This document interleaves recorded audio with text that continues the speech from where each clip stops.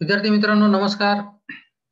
Doctor Babasaheb Ambedkar Marathwada विद्यापीठाअंतर्गत 16 March 2021 पासून सुरू होणाऱ्या ज्या एक्झाम आहेत त्या एक्झामच्या संदर्भातला अत्यंत महत्त्वाचा सर्क्युलर विद्यापीठाच्या वेबसाईटवर प्रकाशित झालेला आहे.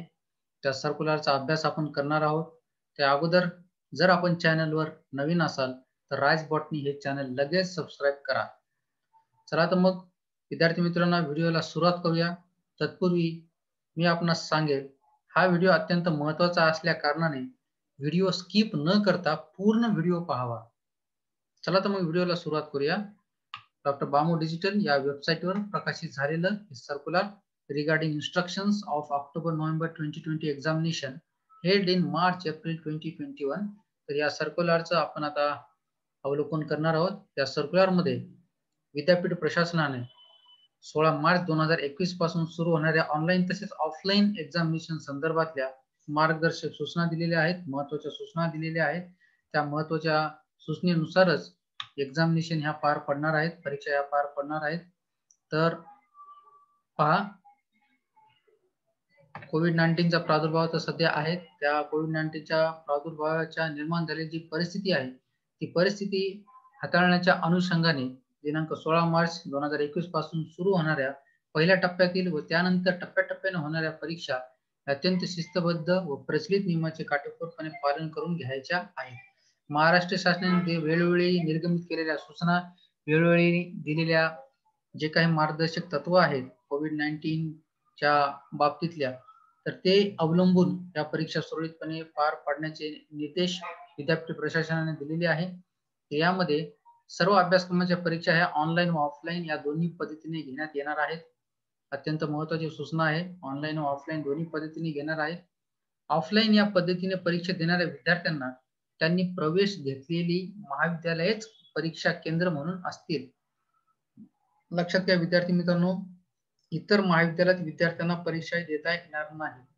ऑक्टोबर 2020 मध्ये ज्या एक्झामिनेशन घेण्यात आल्या होत्या, ऑफलाईनच्या विद्यार्थ्यांना त्यांच्या घराजवळच्या सेंटरवर परीक्षा देण्याची मुभा, परीक्षा देण्याचा चान्स विद्यापीठ प्रशासनाने दिला होता. परंतु या परीक्षेमध्ये तुम्ही ज्या महाविद्यालयामध्ये तुम्ही प्रवेश घेतलेला आहे त्याच महाविद्यालयामध्ये तुम्हाला ऑफलाईन पद्धतीने परीक्षा ही द्यावी लागणार आहे. जर तुम्ही ऑफलाईन हे ऑप्शन निवडत असेल तर होम सेंटर ज्या ठिकाणी तुमचं ऍडमिशन आहे त्या ठिकाणी तुम्हाला परीक्षा ही द्यावी लागणार आहे. त्यानंतर सदर परीक्षा ह्या ज्या त्या अभ्यासक्रमाच्या सध्या चालू असलेल्या पॅटर्नच्या गुणाप्रमाणे होणार आहे. काही महाविद्यालयामध्ये 80-20 चा पॅटर्न आहे, काही अभ्यासक्रमाचा 70-30 चा पॅटर्न आहे, काही अभ्यासक्रमाचा 60-40 तसेच 50 गुण व 30 गुण अशा परीक्षेचा गुणाचा पॅटर्न असेल तर 80 गुणाच्या विषयासाठी लक्षात घ्या 40 प्रश्न असणार आहे, 70 गुणाच्या विषयासाठी 35 प्रश्न, 60 गुणांच्या विषयासाठी 30 प्रश्न, याप्रमाणे एकूण गुणांच्या निम्मे प्रश्न परीक्षेसाठी राहतील. एकूण जेवढे काही गुण आहेत, समजा 60 असतील गुण तर 30 असतील म्हणजे अर्धे अर्धे, 70 गुण असतील तर 35 प्रश्न असतील. म्हणजे याचाच अर्थ प्रत्येक प्रश्न हा 2 गुणांचा राहणार आहे व सर्व प्रश्न सोडवणे हे बंधनकारक असणार आहे. त्यानंतर 25 प्रश्नापेक्षा जास्त प्रश्न असणाऱ्या विषयांच्या परीक्षेसाठी 1 तासाचा कालावधी असेल. लक्षात घ्या, अत्यंत महत्त्वाची ही एक सूचना आहे. जर 25 प्रश्नाचा पेक्षा जर जास्त प्रश्न असतील तर त्यासाठी 1 तासाचा कालावधी असेल. 25 प्रश्न व त्यापेक्षा कमी प्रश्न असणाऱ्या विषयाच्या परीक्षेसाठी 30 मिनिटं असा कालावधी राहणार आहे.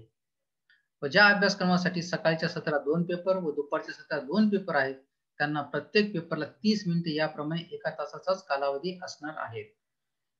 लक्षात घ्या, 25 प्रश्नापेक्षा जर कमी प्रश्न असतील किंवा तुम्ही जर 2 सत्रामध्ये पेपर सोडणार असाल तर तुम्हाला अर्धा तास असणार आहे. असा करून तुम्हाला 1 तासाचा कालावधी असणार आहे. या परीक्षा 2 सत्रामध्ये राहतील. या आधीच्या व्हिडिओमध्ये मी आपल्याला सांगितलेलं आहे. सकाळचं सत्र व दुपारचं सत्र. सकाळच्या सत्रासाठी वेळ दिलेली आहे सकाळी 10 ते दुपारी 1 व दुपारच्या सत्रामध्ये वेळ दिलेली आहे दुपारी 2 ते संध्याकाळी 5 अशी वेळ असणार आहे. सदर 3 तासाचा कालावधी या आधीच्या व्हिडिओमध्ये सुद्धा मी आपल्याला सांगितलेले आहे. जरी हा 3 तासाचा टाइम स्लॉट दिलेला आहे तरी सुद्धा या 3 तासापैकी कुठलाही ऍक्टिव्ह 1 हावर तुमच्यासाठी असणार आहे. 1 तासच तुम्हाला वापरायचा आहे. हा 3 तास का दिलेला आहे? जर तुम्हाला काही तांत्रिक अडचणी निर्माण झाली असेल, लॅपटॉप डिस्चार्ज झाला किंवा मोबाईलवरून परीक्षा देत असेल तर मोबाईल डिस्चार्ज झाला, अचानक नेटवर्क गेलं किंवा कुठलीही व्यत्यय किंवा अडचण आली असेल तर त्या टाइम स्लॉट मध्ये तुम्हाला तो पेपर द्यायचा आहे. समजा 15 मिनिटानंतर मोबाईलचे नेटवर्क गेलं असेल तर त्या ठिकाणी तुम्हाला स्टॉप व्हायचं, सर्व क्लोज करून पुन्हा एकदा ओपन करायचं आहे. विद्यापीठाने तुम्हाला पाठवलेल्या लिंकवर क्लिक करून तुम्हाला आयडी आणि पासवर्ड सुद्धा विद्यापीठ पाठवणार आहे. तुम्ही ऑनलाईन एक्झाम देत असाल तर विद्यापीठ तुम्हाला तशी लिंक पाठवेल, आयडी आणि पासवर्ड सुद्धा पाठवेल. त्यावर क्लिक करून तुम्हाला पुन्हा जॉईन व्हायचं आहे. मग राहिलेल्या 45 मिनिटांमध्ये तुम्हाला राहिलेला पेपर हा तुम्हाला सोडवायचा आहे. ऑफलाईन परीक्षेसाठी सकाळच्या सत्रात 1 तास व दुपारच्या सत्रात 1 तास याप्रमाणे सकाळी 11 ते 12 व दुपारी 3 ते 4 ही वेळ राहणार आहे. आणि ज्या अभ्यासक्रमासाठी सकाळच्या सत्रात 2 पेपर व दुपारच्या सत्रात 2 पेपर आहेत त्यांना प्रत्येक पेपरला 30 मिनिटे याप्रमाणे 1 तासाचाच कालावधी हा लागणार आहे. ही झाली ऑफलाईन परीक्षेच्या संदर्भातली सूचना. ऑफलाईनच्या 2 सत्रामध्ये आहे म्हणजे 1 तास सकाळी 11 ते 12 व दुपारी 3 ते 4. ऑफलाईन साठी ही वेळ असणार आहे व ऑनलाईन साठी सकाळी 10 ते 1 असा 3 तासाचा टाइम स्लॉट असणार आहे. दुपारच्या सत्रात 2 ते 5 हा टाइम स्लॉट, पण ऍक्च्युअली 1 तासाची परीक्षा राहणार आहे.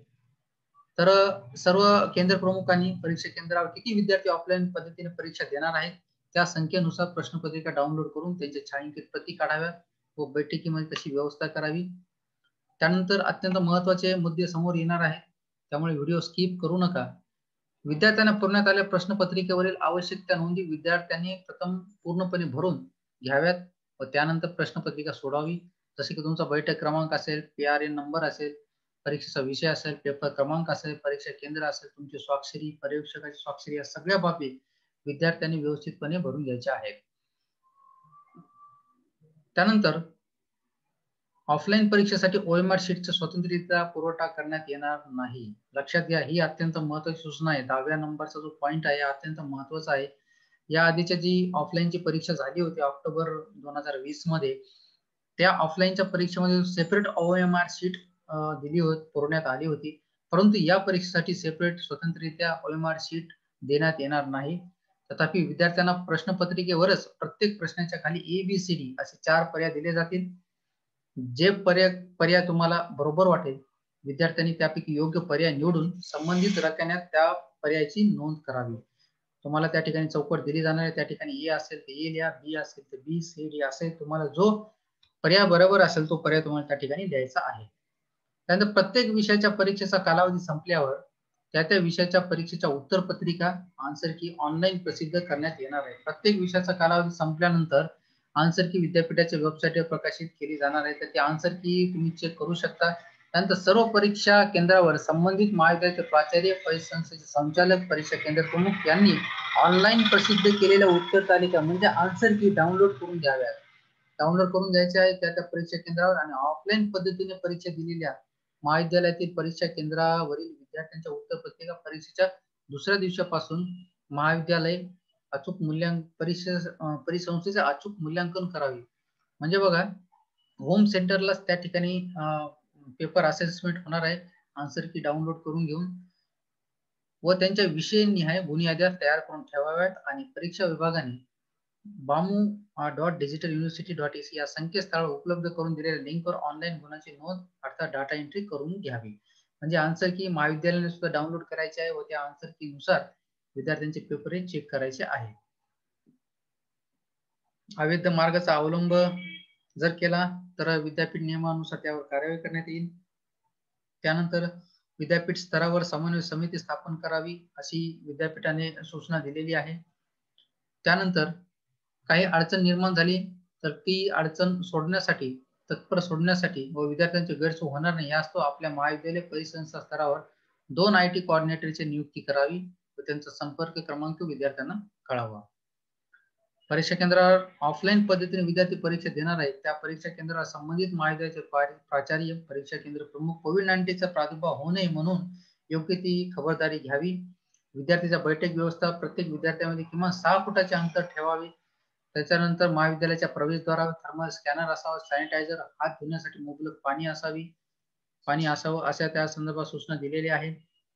परीक्षा व मूल्यमापन मंडळाच्या दिनांक 16/2/2021 रोजीच्या निर्णयानुसार यापुढे कोणत्याही परीक्षेचा निकाल घोषित झाल्यानंतर त्या परीक्षेसाठी विद्यार्थ्यांच्या अंतर्गत मूल्यांकनाचे गुण किंवा प्रात्यक्षिक परीक्षेचे गुण स्वीकारण्यात येणार नाहीत, ज्यामुळे विद्यार्थ्यांच्या निकालात बदल होईल.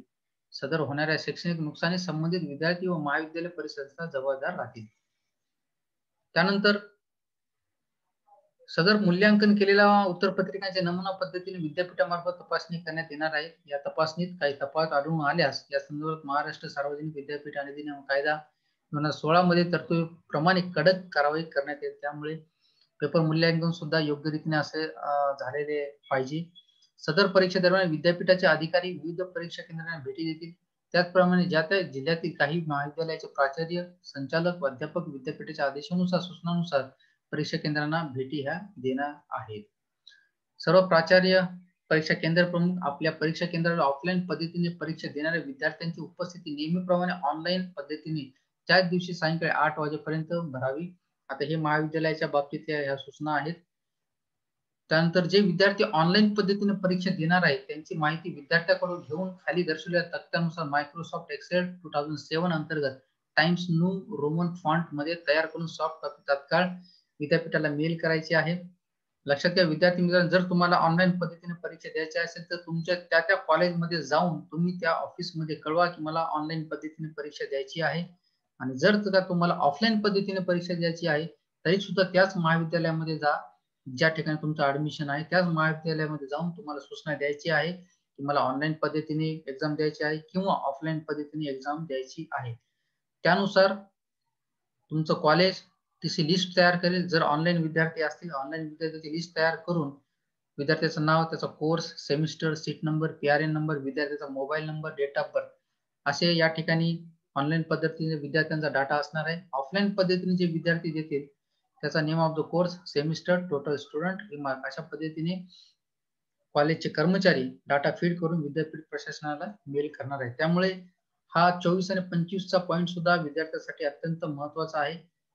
तुमचा मोड ऑफ एक्झामिनेशन, ज्या पद्धतीने तुम्ही एक्झाम देणार आहे त्याची सूचना तुम्हाला तुमच्या कॉलेजमध्ये कळवायची आहे. जर विद्यार्थ्यांना काही अडचणी निर्माण झाली किंवा कर्मचाऱ्यांना अडचणी निर्माण झाल्या, या ठिकाणी 5 असे मोबाईल नंबर दिलेले आहेत.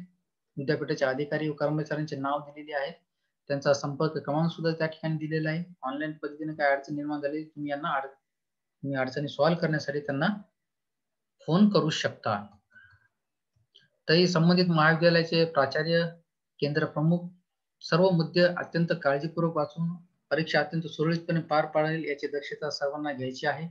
तर विद्यार्थी मित्रांनो लक्षात घ्या, अत्यंत महत्वाचं हे सर्क्युलर आहे. या सर्क्युलरची लिंक मी याच व्हिडिओच्या डिस्क्रिप्शन बॉक्स मध्ये दिलेली आहे. तर ती लिंक ओपन करून सुद्धा तुम्ही या सर्क्युलरचं अवलोकन करू शकता. महत्वाचं सर्क्युलर आहे. जास्तीत जास्त विद्यार्थ्यांपर्यंत हे सर्क्युलर पाठवा. भेटूया एका नवीन अपडेटसह. चॅनलवर नवीन असाल तर राज बोटनी हे चॅनल सबस्क्राईब करायला विसरू नका. धन्यवाद.